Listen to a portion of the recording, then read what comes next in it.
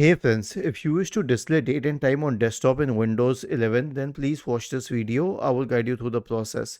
So we already have the date and time at the right bottom corner unless you have disabled it. If you want the clock on the desktop here, then you will have to use a third-party application. So search for store in the Windows search bar and open the Microsoft Store. Now wait for it to load and search for desktop clock. Hit enter. You'll find a lot of these desktop clock apps. Okay, you can pick any one of these which is free of cost. Okay, and then you can select this option